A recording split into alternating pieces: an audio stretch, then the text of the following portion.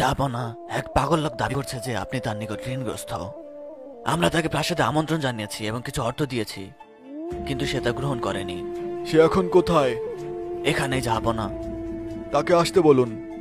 আপনার যা আদেশ। ফয়সাল এফেন্দিকে আসতে বলো ছেলে।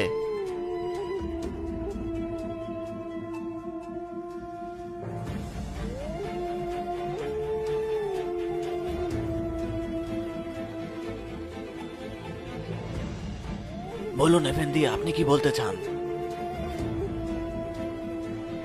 জাহাপনা, আপনি আমার কাছে ঋণগ্রস্ত। আপনার কাছে আমি কিভাবে ঋণগ্রস্ত বৎস? এফেন্দি, আমি ব্যবসা করতাম। ব্যবসায় লোকসান হওয়ায় দেউলিয়া হয়ে গেলাম, আর এ কারণেই আমি অনেক ঋণের মধ্যে জর্জরিত। প্রতি রাতে ঋণ মুক্তির জন্য আমি আল্লাহর কাছে দোয়া করতাম এফেন্দি। বাবা, জাহাপনা জানতে চান যে তিনি কিভাবে আপনার কাছে ঋণী। আমি যেমন বলেছি, প্রতি রাতে আল্লাহর কাছে দোয়া করতাম। গত রাতে আমার স্বপ্নে আমাদের প্রিয় নবী সাল্লাল্লাহু আলাইহি ওয়াসাল্লামকে দেখেছি এফেন্দি। সাল্লাল্লাহু আলাইহি ওয়াসাল্লাম।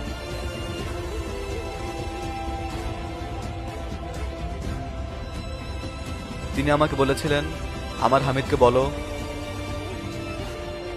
প্রতি রাতে সে আমার উপরে যে সালাতুস সালাম এবং জিকির পাঠ করত, গত রাতে সে তা পাঠ করেনি। যাও এবং গিয়ে তোমার প্রয়োজনের কথা তাকে বলো। তিনি এমনটা বলেছিলেন আফেন্দি।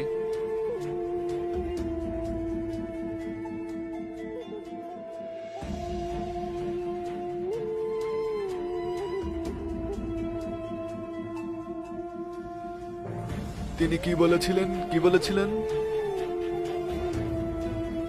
আমার হামিদকে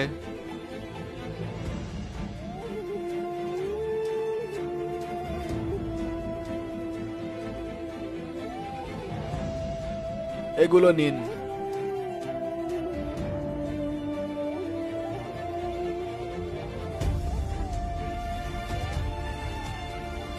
তিনি কি বলেছিলেন তা কি পুনরায় বলবেন? আমার হামিদ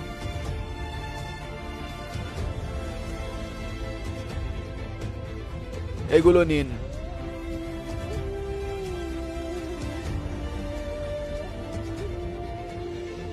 আরো একবার বলুন তিনি কি বলেছিলেন। প্রিয় নবী আমাকে স্বপ্নের মধ্যে বলেছেন যে আমার হামিদকে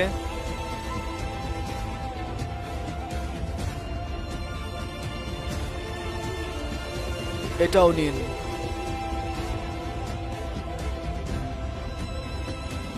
আর একবার বলুন আমার হামিদ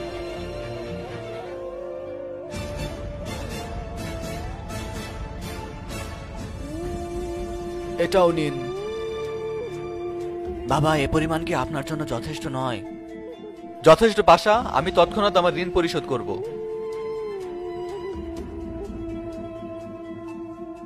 নিরাপদে থাকুন।